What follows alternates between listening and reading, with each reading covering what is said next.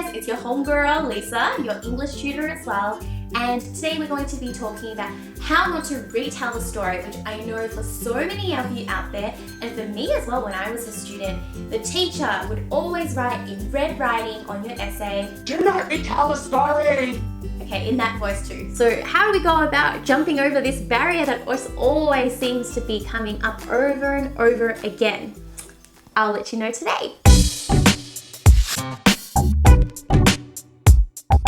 Now, if you guys watched my last video, you would have seen that there was a study guide giveaway, and even though in the actual video I said that it would just last a week, I'm actually going to make it last 2 weeks, just so that more people can get involved with the competition. Also, my VC English Head Start workshop happens this Friday, the 22nd of January. So if you guys haven't checked it out and signed up yet, definitely sign up for that there, because you will automatically get one of those study guide booklets as well. And you're going to get to meet me. So we're going to have a really fun and interactive day going through everything that you need to know in preparation for your English SACs this year. So all the giveaway details will be put in the description box below. The booklet on its own is still great, but it's perfect when matched with the workshop as well. So definitely check both out. So the key thing you need to remember is that the teacher has already read the text. So they don't want to read an essay just recapping what happened in the text. And that's what retelling the story is all about. It's when you basically just rewrite the plot, but in your own words in an essay. And when you write essays, you have essay topics, so where you're supposed to prove a certain point or give a particular interpretation of an idea, right? So just put yourself in the teacher's shoes, or even the examiner's shoes.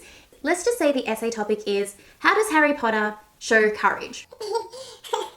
using Harry Potter as a reference. If you just have 20 essays where people are just giving you a recap of the story of why Harry Potter is courageous. So he is courageous because he goes up against Lord Voldemort, or he is courageous because he goes for all those Horcruxes. Like, yeah, but I know that happened. Why don't you tell me something a little bit different? Like, can you tell me how he is courageous in different ways other than just telling me what happened in the plot? Let's say you're watching Game of Thrones, and at the end of the episode, do you and your friends sort of recap over every single thing that happened, or do you gossip about the cliffhanger and what potentially could be happening next, right? So you don't sit there for ages with your friend going, okay, so this is what happened, and this is what happened. You're more like, oh my gosh, what? This is what happened at the end of the episode, and oh my gosh, here are all my theories about what's going to happen next, or whatever. In real life, you don't really retell the story for someone who has already watched something or already read something. You're more likely to talk about, wow, why did that happen? Or how did that happen? Or what's going to happen next? So yeah, keep that in mind. So I'm going to give you an example of a student who has retold the story and how we can fix that up. And I'm going to use the text Medea by Euripides again. But hey guys, if you're not studying this text, that's absolutely fine, because I'm sure you're going to get the hang of it anyway. The advice is definitely still going to be applicable to you. Just a really quick summary of Medea. Here is me ironically retelling the story. Medea is a woman who has been abandoned because her husband has decided to divorce her to marry a princess. Now the chorus is a third party. The chorus is essentially an audience on stage that's watching what's happening, and they're reacting to what's happening. So they tell the real audience how they should actually feel. Okay, hopefully that makes sense. But this audience that's on the stage, it's called the chorus, and it's staged. So it's specifically there to help the audience understand what's happening and to know what they should be feeling. So I'm gonna look down at my laptop.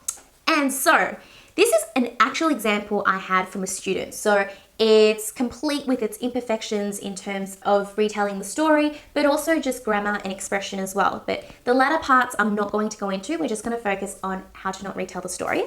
So here I've got, the chorus believe that Jason's actions of betraying Medea and marrying a new wife are harsh and shameless, as seen as they state, you are acting wrongly in abandoning your wife, which manipulates the audience to view Jason's decision as wrong, as the chorus represent the audience's reaction. Okay. So that sentence itself is a little bit messy. So what's going on here is that there is a lot of retelling, okay? There's retelling because Jason's actions of betraying Medea and marrying a new wife.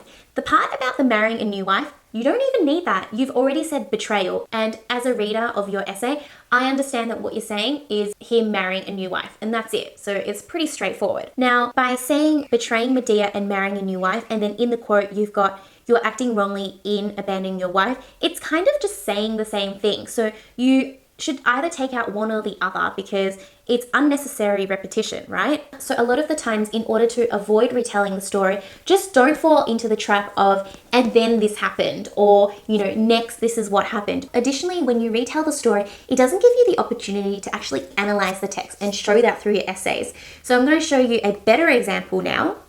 Jason's actions are condemned by the chorus as they criticize the double standards of a patriarchal society where men are permitted to commit adultery, while women are wretched in their sorrows with nowhere to turn, demonstrating that females are helpless in divorce. So I'm sure that you can automatically see the differences between the two. As you can see in this second example, I'm not sort of saying, oh, Jason is bad just because he abandoned his wife and because he married a new wife, which is essentially what the first example does, and that is retelling the story. But here I'm focusing on why his actions are bad, because he lives in a patriarchal society where men are allowed to do certain things and women aren't. And the fact that he abandoned his wife and married a new wife, that's kind of just surface material. But when you go beyond that, that's when you can avoid retelling the story. So that's a quick sum up of how you can avoid retelling the story. If you like what I've got to say and you'd like to learn more, because I've definitely got heaps more to share, then definitely like this video so that I can gauge whether or not I should continue on with some more of these tutorial type of videos, basically where I'm being your online English tutor and then you're learning from the videos. Comment below if you've got any questions or if you have anything you want me to talk about or discuss next time, and make sure you subscribe as well so that I can have a very lovely family here on YouTube. I don't know what to call you guys. Calling you guys VC Study Guide students is, I don't know, maybe a little bit like too official. Maybe I can just call you guys my online students or Lisa's online students or whatever. Damn, I am so unoriginal. But anyways, let's think about it. And if you've got an idea, then please comment below. So don't forget about the workshop that's happening on Friday. So I'll have the chance to meet you guys and actually help you improve your English. It's really the best opportunity for me to discuss my English study guide booklet with you. But if you can't make it, then definitely sign up for the giveaway and hopefully you guys will win. Yeah, I'll see you guys next time. Bye! I want to find a theme about love, and then basically I'll flick through the book and I'll only pinpoint the pink highlighters, and that's pretty much it. It makes it so much easier for you